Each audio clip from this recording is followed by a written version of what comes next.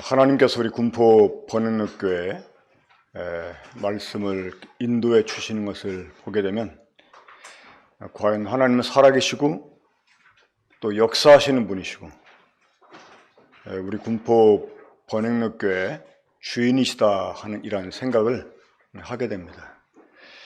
요즘 우리 수요일마다 에스겔서 공부를 하고 있는데 이 에스겔서를 공부하면서 참 이 현 세대 주변 환경이나 또 우리들의 이 내면까지 살펴볼 수 있는 이런 실질적인 교훈들을 주시는데, 오늘 우리가 함께 나누게 될 말씀 역시 그 비슷한 시기에 주어진 말씀인데, 참 이런 말씀을 오늘 하나님께서 우리에게 주셨다고 하는 것은 과연 하나님께서 이 군포 번영교회 말씀을 주관하시고 인도해 가시는 거라 하는 것을 다시 한번 깊게 느낄 수가 있었습니다. 좀 그런 사실이 딱 감지됐을 때 울컥하는 마음이 있었어요. 자, 오늘 하박국서 함께 공부하도록 하겠습니다. 이 구약성경 하박국 1장부터 3장까지 전체를 다 공부할 계획입니다. 내용이 단순하기 때문에 장수가 3장이 된다 할지라도 아마 그리 많은 시간이 걸리지 않을 거라고 생각을 합니다. 자, 일단 우리 하박국 2장 1절부터 4절까지 우리 함께 읽어볼까요? 하박국 2장 1절부터 4절까지. 자, 시작. 내가 내 파수하는 곳에 서며 성루에 서리라. 그가 내게 무엇이라 말씀하시는지 기다리고 바라보며 나의 질문에 대하여 어떻게 대답하실는지 보리라 하였더니, 여호와께서 내게 대답하여 이르시되 너는 이 묵시를 기록하여 판에 명백히 새기되 달려가면서도 읽을 수 있게 하라. 이 묵시는 정한 때가 있나니 그 종말이 속히 이르겠고 결코 거짓되지 아니하리라. 비록 더딜지라도 기다리라. 지체되지 않고 반드시 응하리라. 보라, 그의 마음은 교만하며 그 속에서 정직하지 못하나 의인은 그의 믿음으로 말미암아 살리라. 의인은 그의 믿음으로 말미암아 살리라. 의인은 그의 믿음으로 말미암아 살리라. 이 구절은 성경 전체에서 약 4번에 걸쳐서 기록이 되었습니다. 의인은 믿음으로 말미암아 살리라. 처음 기록된 것이 이 하박국 2장 4절 말씀이었고, 이게 로마서 1장 17절에서 인용이 됩니다. 그리고 갈라디아에서도 한번 인용이 되고, 그리고 나중에 히브리서 10장에서 인용이 되는데, 이 로마서 1장 17절과 이 갈라디아에서 인용된 이 구절은 이제 율법과 비교해서 우리가 이 복음을 듣고 예수 그리스도를 믿음으로 의롭다함을 받는 그러한 그 면에서 적용이 됐지만, 원래 이 하박국 2장 4절에서 이 말씀이 처음 나타나게 될 때는 이 율법과 비교된 복음에 관해서 이 말씀이 적용되기보다는 실제 우리의 그 삶에, 다시 말해 성도들의 이 실제 삶에 적용되어야 될 이런 말씀으로 이 말씀이 처음 나타나게 됐다고 하는 것입니다. 이 말씀을 오히려 이 구약에 있는 의미 그대로 인용한 것이 히브리서 10장이라고 생각을 합니다. 자, 저는 오늘 이 하박국, 우리에게 주어진 이 말씀을 통해서 제목을 이렇게 한번 정해봤습니다. 이 시대의 하박국들. 다시 말해 우리 모든 이 성도들이 하박국이 되어야 한다라고 하는 것입니다. 우리에게 주어진 이름 말고 우리 또 하나의 이름, 다들 하박국을 합시다. 하박국. 그리고 우리 군포 번영교회는 하박국들의 모임, 하박국 교회 이렇게 해도 참 좋겠다 이렇게 생각을 합니다. 자, 이 하박국이라고 하는 이름은 하박끄라고 하는 동사에서 비롯된 단어입니다. 이 하박구라는 말은 어떤 말이냐면 손을 모으다, 껴안다 하는 그런 의미가 있습니다. 그러니까 이 손을 모으다, 껴안다 하는 것은 수용한다는 그러한 또한 의미가 됩니다. 이 하박국은 이 하박국 3장을 보게 되면 이 사람이 뭐 하는 사람이었는지를 알 수 있게 되는데, 이 사람은 성전에서 노래하는 사람이었습니다. 다시 말해서 레인이었다고 하는 것입니다. 하나님이 사용하시는 이 선지자들을 보면 전혀 어떤 종교적인 것과 관계없이 사용된 이런 사람들이 있는 반면에, 또 어떤 사람들은 제사장 출신도 있고 이랬었습니다. 이 제사장 출신들도 대체적으로 이 성전 밖에서 이 사역을 했었는데, 이 하박국은 좀 다릅니다. 이 하박국은 성전 밖에서 이 사람들을 향해서 막 하나님의 메시지를 외쳤던 이런 선지자가 아니고, 성전 안에서 그러니까 하나님을 노래하는 이 직무를 수행하면서 자기 나름대로의 이 신앙을 가지고 하나님과 이 대면하여서 대화하는 이러한 사람으로서 이 하나님의 계시를 나타낸 이런 사람이었습니다. 이 다른 선지서들은 이 하나님의 심판을, 그러니까 하나님이 주신 이 심판에 관한 말씀을 받고 심판을 경고하는 이런 내용이 주를 이룬다면, 하박국은 좀 다릅니다. 이 하박국은 오히려 하나님께 심판을 행해달라고 간청하는 이러한 내용들이 기록되어 있습니다. 그리고 이 다른 선지자들은 하나님이 말씀을 주시면 그 주신 말씀을 선포하는 일을 했는데, 이 하박국은 좀 달랐습니다.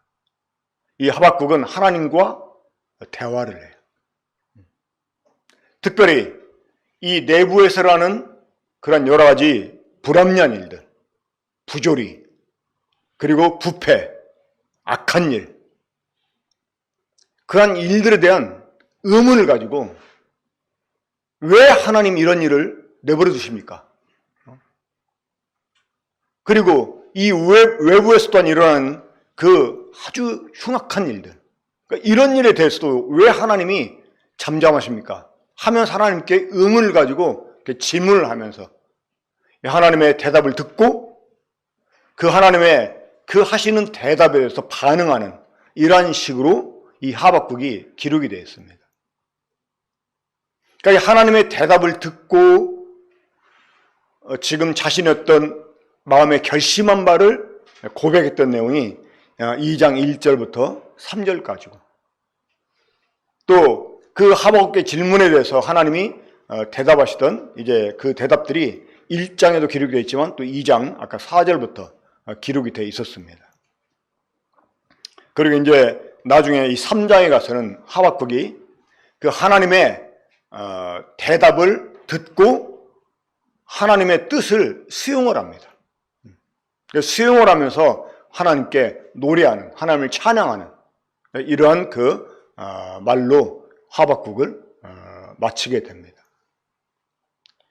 자, 우리가 이 하박국 내용을 잘 살펴보면 믿음으로 산다고 하는 것이 어떻게 사는 건지를 이해할 수 있게 됩니다. 의인은 그의 믿음으로 말미암아 살리라 이렇게 말씀했는데, 자, 이 믿음으로 산다 하는 것이 뭘 의미할까요? 이 로마서 1장에 보면 복음에는 하나님의 의가 나타나서 믿음으로 믿음에 이르게 하나니 하면서 이제 이 하박국 2장 4절 말씀을 인용을 합니다. 오직 나의 의인은 믿음으로 말미암아 살리라. 자, 이 로마서에 있는 말씀은 우리가 우리의 행위로, 우리의 어떤 노력의 결과로 하나님 앞에 의롭다움을 얻는 것이 아니라 이 하나님의 은혜에 의해서 우리 주 예수 그리스도께서 행하신 그 일을 나의 일로 믿고 받아들여서 우리가 예수님을 믿음으로 의롭다 하심을 받는 내용을 말씀해 주고 있습니다. 그렇죠? 하지만 이 하박국 2장 4절 말씀에서 믿음으로 산다고 하는 것은 실제 우리의 삶에서 성도들이 믿음으로 살아야 되는데, 그 어떻게 사는 것이 믿음으로 사는 것인지 그것을 우리에게 말씀해 줍니다. 이 하박국은 언제적 사람이냐면 요시야 왕, 그러니까 이 유다에서 이 종교 개혁을 아주 성공적으로 이루었던 그 마지막 왕 요시야입니다. 그때 이 이집트하고 아수르가 동맹을 맺습니다. 그러니까 이 동쪽에서 일어나는 이 바벨론이라고 하는 신흥 이 강국에 맞서기 위해서 이집트하고 니느웨가 그러니까 아수르가 동맹을 맺어요. 그래가지고 그 군사 연합을 위해서 이 이집트 그 군대가 아수르를 가는데 요시야 왕이 괜히 참견을 해요. 이 아수르하고 사이가 안 좋았기 때문에 아수르와 동맹을 맺으러 가는 이 이집트 왕을 이제 대적하기 위해서 군대를 이끌고 갔다가 요시야 왕이 죽게 됩니다. 자, 이 사실은 이 성전에서 일하는 사람들에게는 아주 충격적인 일이었습니다. 요시야가 성전에서 발견된 이 신명기서를 보고 하나님께 회개하고 그리고 그 신명기의 말씀에 따라서 이 성전을 보수하고 이 종교 개혁을 일으킵니다. 유대 사회를 정화를 시킵니다. 그 유다의 많은 왕들이 때로 히스기야를 비롯해서 그 종교 개혁을 이렇게 시행해서도 그러니까 우상들은 가루를 내서 버렸어도 이 산당까지는 제하는 일이 없었거든요. 근데 요시야 왕은 이 산당까지 완전히 제해버리고 정말 이 영적으로 아주 순수함을 회복하는 왕이었습니다. 어떻게 보면 성전에 있는 제사장들이나 이 레인들한테는 정말 살맛나는 세상이 되었을 것입니다. 그런데 그런 의로운 왕이 죽은 거예요. 그리고 이 이집트의 왕이었던 느고가 여호와스를 왕으로 세우다가 이 3년 뒤에 그 여호와스를 그 이집트로 포로로 잡아가 버리고 그 아들 이제 여호야김을 그 왕으로 세웁니다. 근데 이 왕이 아주 악한 왕이었어요. 그 이집트에다가 이제 그때 마침 그 갈그미스라고 하는 전투가 있어가지고 거기에서 이 바벨론에 가가지고 이 이집트가 패배를 당합니다. 이제 그러니까 여호야김이 바벨론 눈치를 보면서 이렇게 있다가 나중에 이 바벨론이 이집트까지 정복을 못하는 거 보면서 또 반역을 합니다. 이제 그러다가 이제 그 폐위를 당하고 그러는데 이 여호야김 시대 때 이 하박국이 이제 이 하박국서를 기록을 한 것입니다. 그러니까 이 악이 성행하는 막 의인들이 탄압을 받고 이 여호야김이 아주 폭군이었습니다. 근데 이러한 악이 일어나는데 악인들이 의인을 그 압제하고 정말 이런 그 부조리들이 이 불합리한 일들이 일어나는 현실을 보면서 하나님께 하박국이 항변을 합니다. 한번 1장 보겠습니다. 1장 1절부터 보면 선지자 하박국이 묵시로 받은 경고라.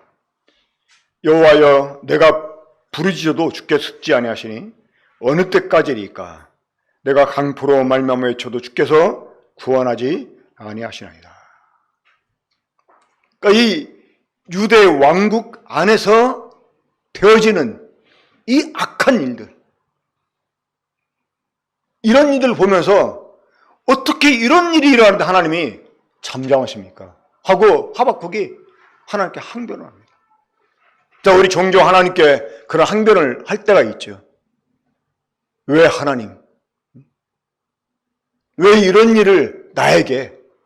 왜 내가 이렇게 억울한 일을 당하는데? 이런 불합리한 일을 당하는데 왜 하나님 잠잠하십니까? 여기에서 내가 부르짖어도 주께서 듣지 아니하신다라고 말했는데 사실 하나님 듣지 않는 게 아니죠. 우리가 부르짖을 때 하나님이 사실은 들으십니다. 근데 우리가 원하는 대로 하나님이 행하지 않을 뿐인 거죠. 그렇죠? 그러니까 왜 행하지 않냐고 하나님께 항변을 합니다. 3절 보게 되면 어찌하여 내게 죄악을 보게 하시며 폐역을 눈으로 보게 하시나이까. 겁탈과 강포가 내 앞에 있고 변론과 분쟁이 일어났나이다.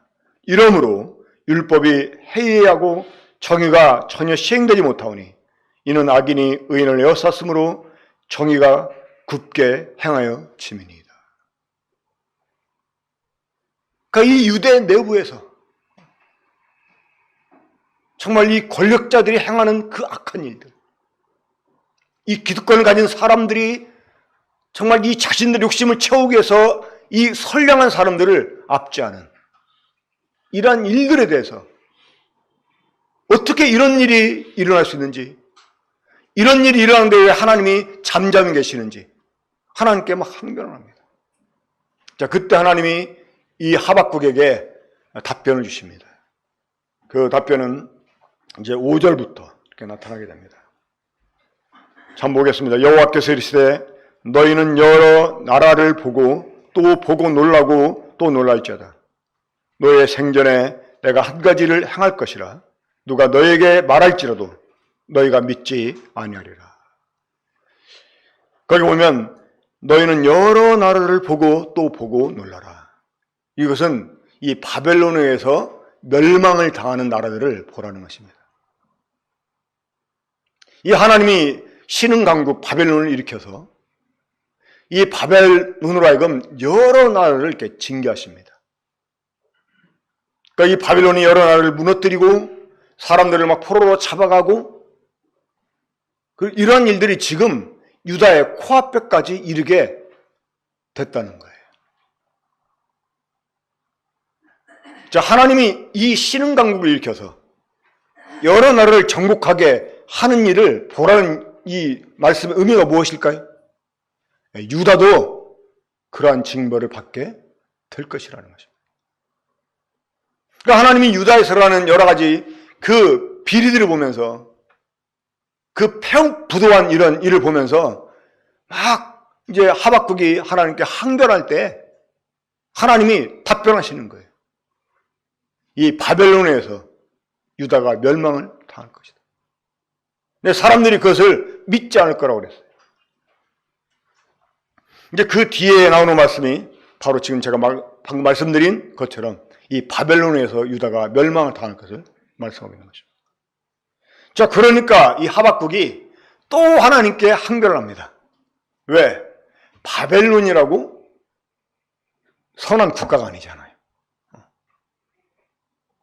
이미 하박국도 이 바벨론에서 멸망을 당한 여러 나라들에 관한 소식을 알았을 것입니다. 이 바벨론이 얼마나 포악한지. 이 시편 137편 보면 이 바벨론으로 포로로 끌려간 유다인들이 이제 거기에서 자기 고향을 그리워하면서 이제 시를 이렇게 지었는데 그 마지막 부분에 이런 표현이 나옵니다. 이 바벨론의 어린아이들을 누가 바위에 매어 쳐서 죽였으면 좋겠다. 그러니까 얼마나 이 바벨론이 포악하게 잔인하게 이 정복한 나라들에게 행했으면 그냥 이 자기들을 대적하는 나라들에서 바벨론은 용서를 하지 않았어요. 예루살렘의 침공와서도 어떻게 했습니까? 이 성전을 완전히 파괴시켜버리고 이 성벽을 다 헐어버리고 그리고 사람들을 다 포로로 끌어갔어요. 노인들, 병든 사람들, 이 몸이 그 온전치 못한 사람들만 남겨두고 다 끌어가 버렸어요. 완전히 멸망을 시켜버린 거예요. 그런 과정에서 그 바벨론에 대항하는 사람들에게 얼마나 잔인하게 이 바벨론이 행했겠습니까? 그러니까 막 그게 치가 떨리니까 그런 막 그 바벨론의 어린아이들을 막 바위에 매어 쳐가지고 어린아이 발목을 잡고 힘센 장사가 그냥 막 바위에 내려쳐서 죽였으면 좋겠다. 이런 그 표현을 했겠습니까? 그러니까 하박국이 이러한 소식을 들었을 거예요. 그러니까 하나님께 또 항변합니다. 12절 보게 되면 선지자가 이르되 여호와여 여호와 나의 하나님 나의 거룩한 이시여 주께서는 만세전부터 계시지 아니하시나이까 우리가 사망에 이르지 아니하리이다. 여호와의 주께서 심판하기 위하여 그들을 두셨나이다. 그러니까 이 바벨론을 하나님이 심판을 위해서 준비했다는 거예요. 그래서 이제 그 주변 나라들을 멸망시키고 이제 유다도 멸망을 시킬 직전인데, 이제 13절 보면 주께서는 눈이 정결하심으로 악을 참아 보지 못하시며 패역을 참아 보지 못하시거늘 어찌하여 거짓된 자들을 방관하시며 악인이 자기보다 의로운 사람을 삼키는데도 잠잠하시나이까. 이렇게 말해요. 아무리 유다가 잘못 행했어도 이 바벨론이 유다보다 더 낫다고 말할 수가 없는데 어떻게 그런 사람들을 통해서 유다를 그렇게 무참히 또 심판할 수 있습니까? 또 이렇게 항의하는 것입니다. 하나님은 악을 참아 보지 못하시며 패역을 참아 보지 못하는 분이시죠. 그렇죠? 그런 분이 이러한 심판을 허락했다고 하면 이 유다의 죄가 얼마나 컸는지를 우리 생각해야 됩니다. 이 하나님은 결코 악을 용납하지 않는 분이십니다. 이 악에 대해서 하나님은 반드시 징벌하시는 그런 분이십니다. 이 특별히 성도들의 그 범죄에 대해서 징벌할 때 하나님은 외부 사람들을 통해서 징벌하기도 합니다. 물론 나중에는 이 바벨론도 멸망을 당합니다. 그러니까 이제 하나님이 이 범죄한 유다를 심판하시기 위해서 바벨론을 세우셨다 하는 이 말씀을 듣고 또 이제 기도했지 않습니까? 하나님 어떻게 그렇게 할 수 있냐고.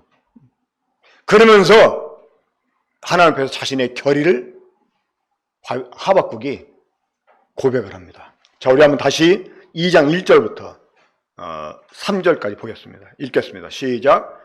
내가 내 파수하는 곳에 서며 성루에 서리라.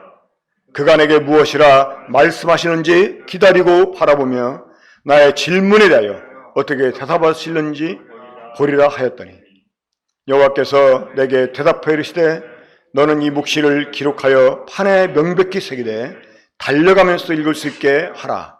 이 묵시는 정한 때가 있나니 그 종말이 속히 이르겠고 결코 거짓되지 아니하리라. 비록 더딜지라도 기다리라. 지체되지 않고 반드시 응하리라.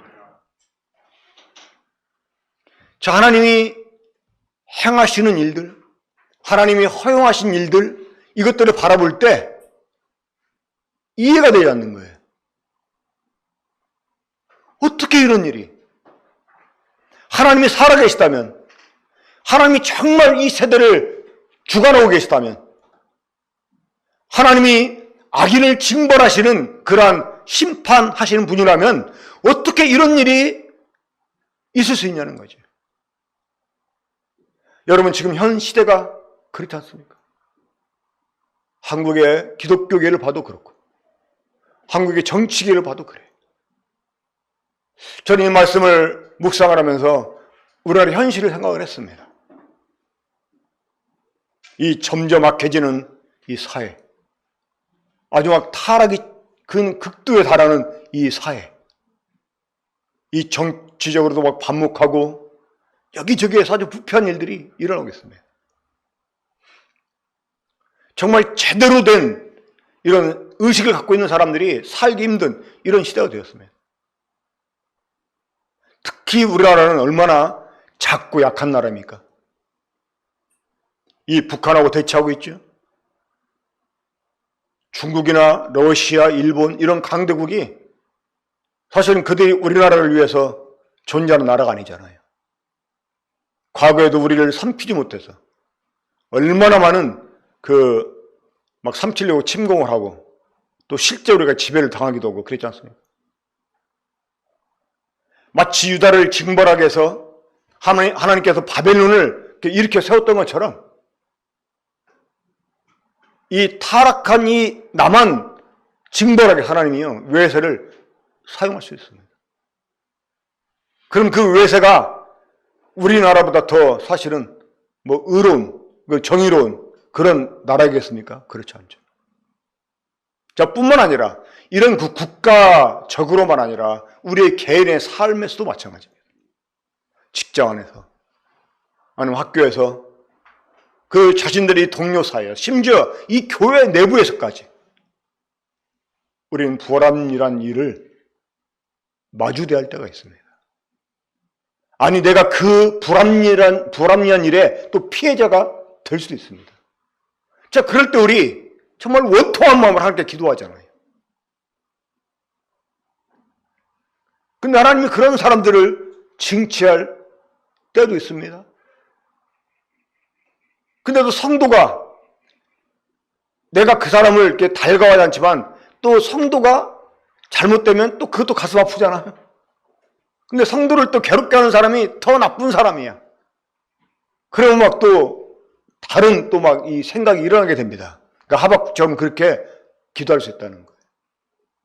하나님께 그런 질문을 할 수 있다는 거예요. 요즘 코로나 다시 뭐 3차 대유행이 될 수 있다라고 뉴스가 나오지 않습니까?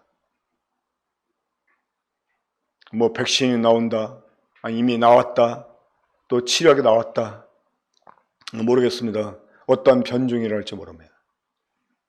또 이보다 더 악한 것들이 나올지 모릅니다. 어떻게 보면 이렇게 막 표현해서 죄송합니다마는 인간적으로 표현하자면 지금 시대를 사는 그리스도인들은 정말 재수없는 사람들입니다. 왜냐하면 정말 우리가 이 끝에 시대에 살고 있거든요. 그러니까 인간적으로는요, 육신적으로는 어쩌면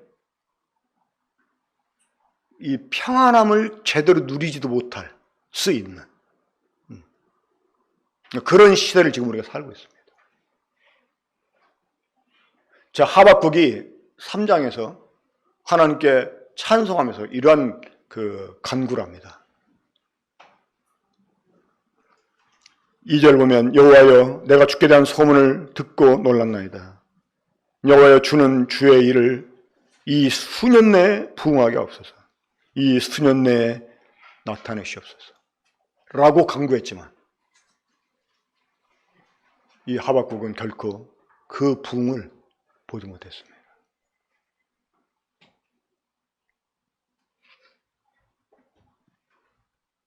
이 하박국에 있는 하나님의 최종적인 대답은 사실 마지막 때 더질 일이었습니다. 이 하나님의 아들의 강림, 하나님 나라의 도래, 이것만이 하나님이 하박국에게 대답해 줄 수 있는 유일한 대답이었습니다. 그리고 완전한 대답이었습니다. 어쩌면 지금 이 세대를 살면서 우리가 하나님께 얻고자 하는 대답, 정말 하루가 속히 하나님께서 정말 내 사정을 헤아려 주시고 내 문제를 해결해 주시기를 우리가 바랄지라도 그게 응답되지 않을 수 있다는 것입니다. 우리 세대 가운데서. 여러분 만약 그렇게 된다면 어떻게 하시겠습니까? 정말 벗어나고 싶어요. 하나님 뭔가 빨리 해 주셨으면 좋겠어요. 아니 수년이 아니라 수일 내에 해 주셨으면 좋겠어요. 근데 하나님이 안 해 줄 수 있다는 것입니다. 하나님 우리에게 대답을 해 주시지만, 우리에게 답을 주시지만 그 답이 우리가 원하는 기간 내에 보여지지 않을 수 있다고 하는 것입니다. 자, 그럴 때 어떻게 해야 되겠습니까?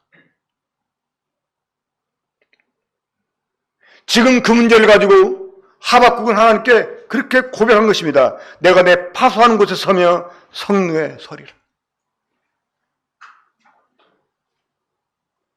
그럴지라도 일단은 내 자리를 지키는 것입니다. 하나님 앞에서 하나님이 나에게 있게 한 그 자리에 서서 일단 내게 허락하신 일에 충성을 다하면서 일단 하나님을 바라보는 것입니다. 그가 내게 무엇이라 말씀하시는지 기다리고 바라보고, 여기에서 그가 내게 무엇이라 말씀하시는지 이렇게 이제 번역이 됐지만 원어로 보면 이게 그런 의미라고 하는 것입니다. 이게 to me가 아니고 in me. 그러니까 나에게가 아니라 내 안에서. 하나님이 성도들에게, 하나님께 질문하고 하나님 답변을 기다리는 성도들에게 그 내면에서 말씀해 주십니다. 우리는 내적으로 내 안에서 나에게 말씀하시는 하나님의 음성의 길을 기다릴 줄 알아야 돼요. 우리에게 하나님이 있게 한 그 자리에서 묵묵히 서서 기다리면서 일단 하나님이 내게 무엇을 말씀한지를 잠잠히 기다리는 거예요. 자, 그러한 하박국에 하나님이 말씀해 주셨습니다. 자, 무엇을 말씀해 주셨습니까? 2절 보게 되면 2장 2절입니다. 여호와께서 내게 대답하여 이르시되 너는 이 묵시를 기록하여 판에 명백히 새기며 달려가면서도 읽을 수 있게 하라. 이제 일단 하나님 주신 이 계시를 기록하라는 것입니다. 자, 그러면 3절을 보면 이 묵시는 정한 때가 있나니 그 종말이 속히 이르겠고 결코 거짓되지 아니하리라. 비록 더딜지라도 기다리라. 지체되지 않고 반드시 응하리라. 라고 답을 주셨습니다. 자, 최종적으로는 궁극적으로는 우리 주님이 다시 오시면 우리들의 그 많은 의문점들이 다 해결이 됩니다. 우리 마음을 막 불편하게 하고 막 정말 이해할 수 없어서 너무나 괴롭고 그래서 뭔가 막 그 불평에 토해질 만한 이런 그 질문들에 대해서 하나님이 답을 해 주신다는 거예요. 그날이 언제냐? 우리 주님이 다시 오실 때. 말씀하시기를 정한 때가 있고 종말이 이르는데 속히 이르라 말씀하시고 이게 결코 거짓된 게 아니라는 것입니다. 반드시 간다는 것입니다. 그래서 더딜지라도 기다려라 이렇게 말씀했습니다. 물론 때때로 하나님께서 그 답답한 환경 속에 있는 성도들을 잠깐 숨을 쉴 수 있게 주시기도 합니다. 그게 완전하게 해결된 채로 답이 주어지지 않아도 어떨 때 간혹 가다가 순간순간 한숨 돌릴 수 있게 주님이 우리에게 쉬는 시간을 줄 때도 있습니다. 하지만 여전히 주님 다시 오실 때까지는 우리는 이 불합리한 환경 가운데 처해서 여전히 왜 하나님이 이런 일에 잠잠하십니까? 왜 이 사람들은 이러는데 내버려 두십니까? 왜 하나님이 고쳐주지 않습니까? 라고 계속 하나님께 불만을 제시할 이런 상황 하나님이 지속시킬 수 있다는 것입니다. 자, 이러한 때 우리 어떻게 되겠습니까? 이러한 때. 그런 때를 위해서 주어진 말씀이 의인은 믿음으로 말미암아 살리라 하는 말씀입니다. 의인은 믿음으로 말미암아 살리라. 그럼 여기서 말하는 믿음으로 말미암아 산다는 말은 어떤 의미가 될까요? 바로 눈을 뜨고 저를 보세요. 눈을 감고 있으면 믿음으로 못 살 수 있습니다. 믿음으로 말미암아 산다는 말은요, 하나님의 뜻을 수용한다는 것입니다. 하박국이 되는 것입니다. 불합리한 일이 일어나는 거 하나님도 아십니다. 심판을 준비하셨습니다. 그들을 심판케 하려고 바벨론을 하나님 준비하셨지만 하나님이 또한 그 바벨론마저 심판할 것을 준비하셨어요. 하나님이 이 마지막 때에 어떻게 하실 것인지 다 이미 준비해 놓으셨습니다. 주님이 곧 다시 오십니다. 우린 정말 그 끝에 살고 있습니다. 어쩌면 이 코로나보다 더 심한 환경이 우리에게 주어질 수도 있습니다. 하지만 그런 가운데서도 왜 하나님이 이런 상태를 아시면서도 그냥 이것을 지속시키고 있는가? 이 하나님의 뜻, 이 뜻을 우리가 알고 이 뜻을 수용하는 것, 이게 믿음으로 사는 것입니다. 하박국은 그러한 사람이었습니다.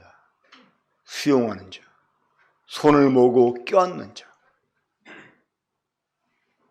이 불합리한 일들이 여전히 지속되고 있지만 내가 그 가운데 놓여서 신음할 수밖에 없는 상황이 계속되고 있지만 왜 하나님이 이 일을 내게 허락하셨는지, 왜 우리 교회에 이런 일을 허락하셨는지, 왜 우리나라에 이런 일을 허락하셨는지, 이 세계에 이런 일을 허락하셨는지를 생각하면서 하나님이 이 가운데서 나에게 배우기 원하는 그 일을 받아들이고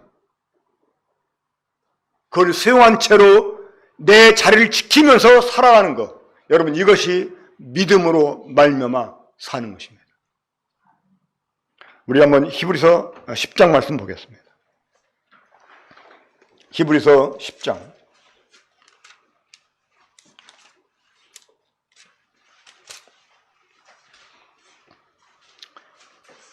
10장 32절부터 봅니다.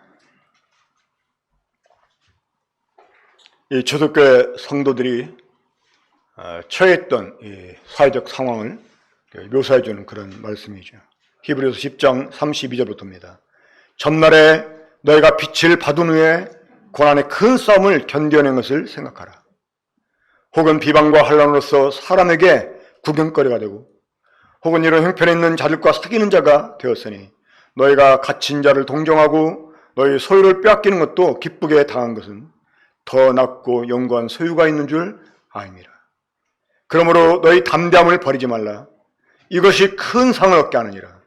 너에게 인내가 필요하면 너희가 하나님의 뜻을 행한 후에 약속하신 것을 받기 함이라. 자, 37절 이게 이제 그 하박국 2장 3절에 있는 말씀 인용한 것입니다. 잠깐 후면 오실 이가 오시리니 지체하지 아니하시리라. 나의 의인은 믿음으로 말미암아 살리라. 또한 뒤로 물러가면 내 마음이 그를 기뻐하지 아니하리라 하셨느니라. 우리가 뒤로 물러가 멸망을 당할 자가 아니요 오직 영혼을 구원하며 그라는 믿음을 가진 자라. 저 사랑하는 여러분, 우리 사랑하는 형제님 자매들이 맨 처음에 우리 주님을 알고 구원을 받았을 때 그때 어떤 마음이었습니까? 당장 죽어도 좋을 것 같은 이런 마음이었을 것입니다. 그렇지 않아요? 하루속히 하늘에 가서 주님 보고 싶어하는 이런 마음이었을 거예요. 그렇지 않았습니까? 그렇지 않았다면 좀 이상한 건데. 우리 말버릇처럼 뭐 지금 죽으면 하늘 가고 좋지, 주님 만나고 좋지, 우리 그렇게 말할 때 있죠?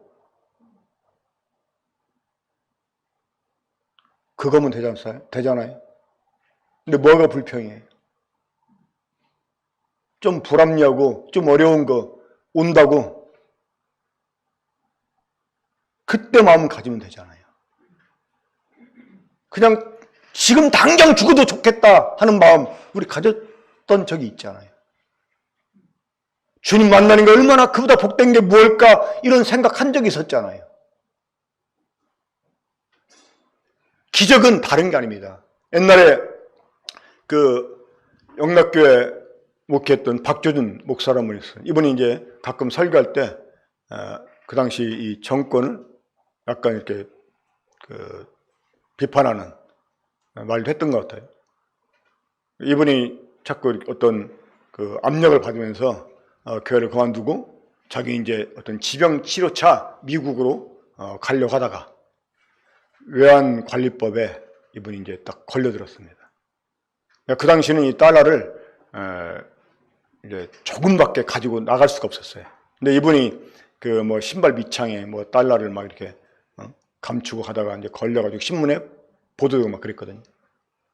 근데 이제 이게 그 당시 정권의 공작이었다라고 뒤늦게 사람들이 그 이야기를 하는데 그때 당시 그런 이제 그 사건이 터지면서 이 김동길 교수라고 하는 분이 그 한국일본가에 칼럼을 이렇게 실었습니다. 그러면서 이제 그 박조진 목사를 비난하는 이런 그 이제 글을 올렸는데 그분이 그 글 가운데 이런 그 표현을 했었어요. 암에 걸렸는데 기도해가지고 나갔어요. 많은 사람은 그걸 기적이라고 한다는 거예요.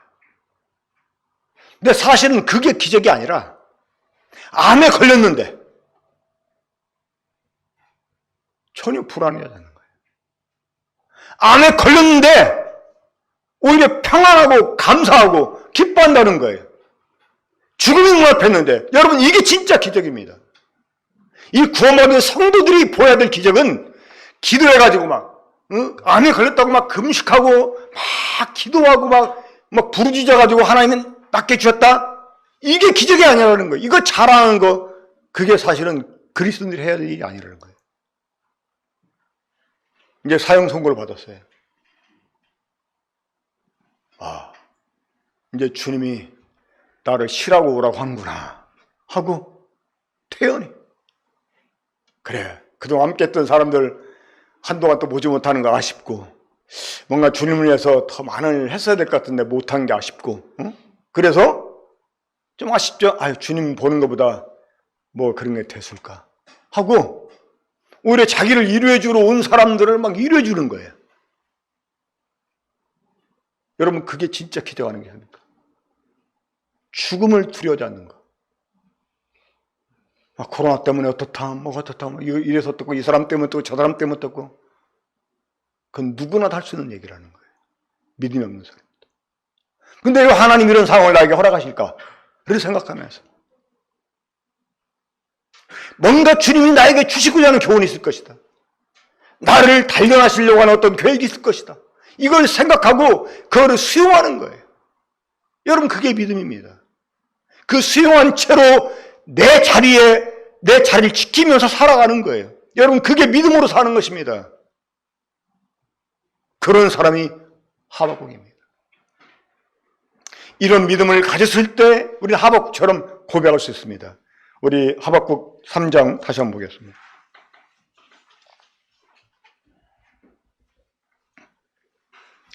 하박국 3장 17절부터 우리 19절까지 함께 고백하듯이, 마치 지금 내가 하박국인 양 고백하듯이 한번 함께 읽겠습니다. 하박국 3장 17절부터 19절 시작.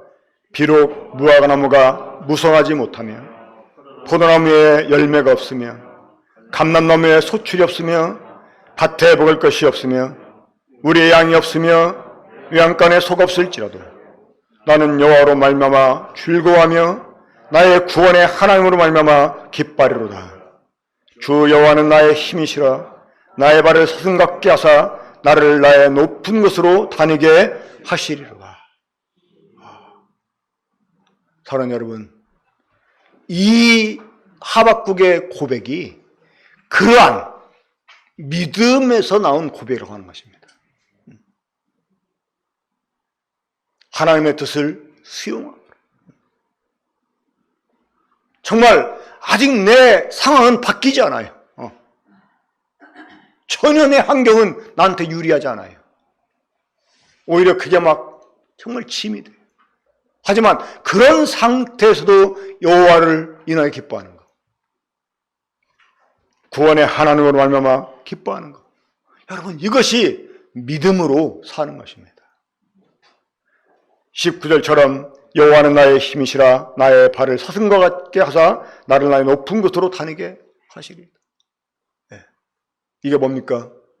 나를 나보다 높은 곳에 다니게 한다는 것은, 비록 그 환경은 바뀌지 않을지라도 나로 하여금 그 환경을 딛고 서서 그 환경에 짓누리를 이는 이런 삶이 아니라 그 환경을 딛고 서서 오히려 하나님을 찬양하는 이러한 삶을 살게 하신다는 것입니다. 여러분, 이게 바로 기적입니다.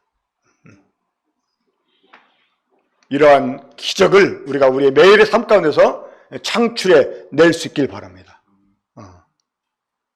환경이 바뀌지 않아도, 상황이 나아지지 않아도 그것 때문에 그걸 탓하고 불평하고 머뭇거리는 게 아니라 그런 상태에서도 뭔가 나에게 배우길 원하는 어떤 하나님의 교훈을 생각을 하고요, 그거를 마음에 수용하고 정말 손을 모아서 그걸 껴안고 내 자리를 지키면서 주님을 찬양하는 것, 이것이 믿음으로 사는 것입니다.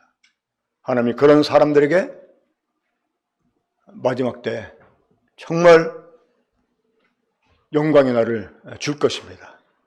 또 하나님은 미리 맛보기로 그 종말의 때가 아니어도 우리에게 주실 수도 있습니다. 하지만 주지 않으셔도 감사합니다.